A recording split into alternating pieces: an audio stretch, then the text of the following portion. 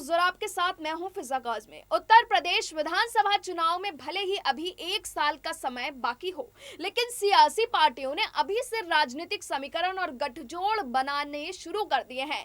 दलित युवा नेता के रूप में उभरे भीम आर्मी के अध्यक्ष चंद्रशेखर आजाद और सपा प्रमुख अखिलेश यादव के बीच हाल के दिनों में 3 मुलाकातें हो चुकी हैं। विधानसभा चुनाव से पहले दोनों नेताओं की मुलाकात के सियासी मायने भी निकाले जा रहे हैं। ऐसे में सवाल उठता है कि क्या चंद्रशेखर के जरिए अखिलेश पश्चिमी यूपी में नया राजनीतिक गठजोड़ बनाने की जुगत में है। ये बात हम इसलिए कर रहे हैं क्योंकि भीम आर्मी प्रमुख चंद्रशेखर आजाद की अखिलेश यादव से 3 मुलाकातें हो चुकी हैं और ये मुलाकातें पश्चिमी यूपी के नए बनते समीकरण की ओर इशारा कर रही हैं। इसी को लेकर चंद्रशेखर ने एक इंटरव्यू के दौरान कई बातें कही हैं। चंद्रशेखर आजाद ने इंटरव्यू देते हुए कहा कि बीजेपी के खिलाफ एक बड़ा गठबंधन होना चाहिए ताकि बिहार की तरह दोबारा यूपी नहीं दोहराया जाना चाहिए। ऐसे में सभी दलों को एक साथ आना चाहिए। साथ ही चंद्रशेखर ने कहा कि एक बड़े गठबंधन को बनाने के लिए इस जिद को छोड़ना होगा कि मुख्यमंत्री वही होंगे या उनकी पार्टी का।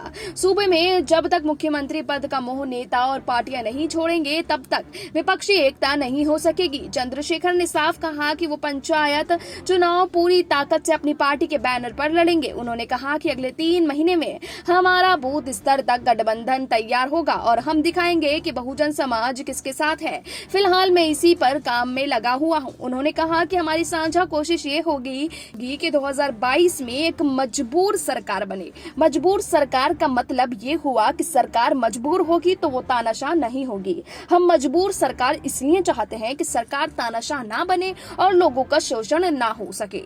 विपक्षी कोई साझा सरकार बनी तो वह मजबूर सरकार होगी और फिर किसी की प्रताड़ना नहीं होगी। शेखर ने आगे कहा कि मैं बसपा के बारे में कुछ बोलना नहीं चाहता क्योंकि मैं बसपा में काम नहीं करता, मैं आजाद समाज पार्टी में काम करता हूं। इसके बावजूद उन्होंने सपा पर इशारों में कहा कि अब वहां कार्यकर्ताओं में जुनून नहीं है, वहां पर कार्यकर्ताओं के साथ प्रताड़ना होती है और फिर भी चुप्पी साधी जाती है तो फिर मनोबल टूट जाता है।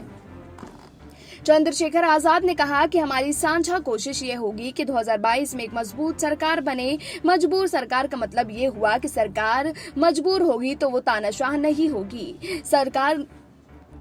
चंद्रशेखर ने कहा कि वो सिर्फ दलित और मुस्लिम के समीकरण को और केमिस्ट्री पर काम नहीं करते हैं बल्कि बहुजन समाज की केमिस्ट्री पर काम करते हैं। चंद्रशेखर ने कहा कि मेरे लिए दलित मुस्लिम अति पिछड़े वर्ग को सभी को साथ लेकर चलने का काम है। जय भीम जय मीम हमारा नारा नहीं, मेरा नारा जय भीम जय जवान का है। जय भीम किसी धर्म या जाति का नारा नहीं बल्कि अब क्रांति का नारा बन गया है। चंद्रशेखर ने साफ तौर पर कहा कि वो 2022 में चुनाव नहीं लड़ेंगे। साथ ही उन्होंने कहा कि मैं मुख्यमंत्री बनने नहीं आया हूं बल्कि मैं अपने समाज की ताकत को जगाने आया हूं और एक दिन हम मुख्यमंत्री जरूर बनाएंगे। साथ ही उन्होंने कहा कि मैं किसी नेता या पार्टी के करीब नहीं हूं बल्कि अपने महापुरुषों के करीब हूं, बहुजन समाज के करीब हूं और अपने लोगों के साथ हूं।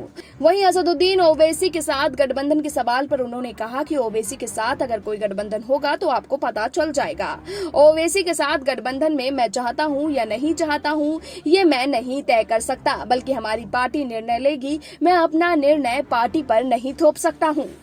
आपको बता दें कि कांग्रेस और सपा के साथ हाथ मिलाकर भी कोई बड़ा करिश्मा नहीं दिखा सके सपा प्रमुख अखिलेश यादव ने 2022 के विधानसभा चुनाव में बड़े दलों के बजाय छोटे दलों के साथ हाथ मिलाने की जुगत में है। सूबे में बीजेपी के खिलाफ अखिलेश एक मजबूत गठबंधन बनाने के लिए छोटे दलों को साथ लाने की रणनीति पर काम कर रहे हैं। इसी के मद्देनजर सपा ने पिछले दिनों महान दल के प्रमुख केशव मौर्य और जनवादी पार्टी के संजय चौहान के साथ हाथ मिलाया है। वहीं अब सपा अखिलेश और चंद्रशेखर के बीच नजदीकियां बढ़ रही हैं। भीम आर्मी के प्रमुख चंद्रशेखर और अखिलेश के बीच 3 मुलाकातें अब तक हो चुकी हैं। इन मुलाकातों के दौरान दोनों नेताओं के बीच काफी लंबी बातचीत हुई है। चंद्रशेखर आजाद ने अपनी आजाद समाज पार्टी के नाम से सियासी पार्टी गठित कर ली है और पिछले दिनों बुलंदशहर सीट पर हुई उपचुनाव में अपनी पार्टी का उम्मीदवार उतारा था जिसे आरएलडी और कांग्रेस से ज्यादा वोट मिले थे। हालांकि सपा ने बुलंदशहर शहर सीट पर हुए उपचुनाव में आरएलडी को समर्थन किया था। भीम आर्मी प्रमुख चंद्रशेखर पहली बार सहारनपुर में हुई एक जातीय हिंसा के बाद चर्चा में आए थे। ठाकुरों और दलितों के बीच हुए संघर्ष में दलित समाज के युवाओं में चंद्रशेखर लोकप्रिय बनकर उभरे हैं। इसके बाद उनकी कांग्रेस में नजदीकियां भी दिखी। चंद्रशेखर अस्पताल में भर्ती हुए तो प्रियंका उनका हालचाल लेने मेरठ के अस्पताल पहुंच गई थी। इसके बाद दिल्ली में चंद्रशेखर को सीएए के खिलाफ प्रदर्शन करने के चलते दिल्ली पुलिस ने गिरफ्तार किया था। तब भी प्रियंका उनके समर्थन में खड़ी नजर आई थी, लेकिन चंद्रशेखर अब अखिलेश के साथ पींगे पड़ा रहे हैं और उनके बीच मुलाकातों का सिलसिला भी शुरू हो गया है। भीम आर्मी प्रमुख चंद्रशेखर आजाद ने दलित युवा नेता के तौर पर अपनी पहचान बनाई है। पश्चिमी यूपी के तमाम जिलों में दलित मतदाता काफी अहम है, जो अभी तक बसपा का कोर वोट बैंक माने जाते हैं। 2019 के लोकसभा चुनाव में अखिलेश यादव, मायावती, चौधरी अजित सिंह मिलकर चुनाव लड़े थे। पश्चिमी यूपी की ज्यादातर सीटों पर बसपा ने अपने उम्मीदवार उतारे थे और 3 सीटों पर आरएलडी चुनाव लड़ी थी। पश्चिमी यूपी की 4 सीटें बसपा ने जीतने में सफल रही थी, जबकि सपा मुस्लिम बहुल सीटों पर ही जीत सकी थी। लेकिन अब देखना होगा कि आगामी विधानसभा चुनाव में क्या अखिलेश यादव चंद्रशेखर के साथ मिलकर यूपी की सत्ता हासिल कर पाते हैं या नहीं। ये तो फिलहाल आने वाला वक्त ही बताएगा। अभी के लिए इतना ही, लेकिन देश और दुनिया के तमाम बाकी खबरों के लिए आप जुड़े रहिए SPN9 न्यूज के साथ।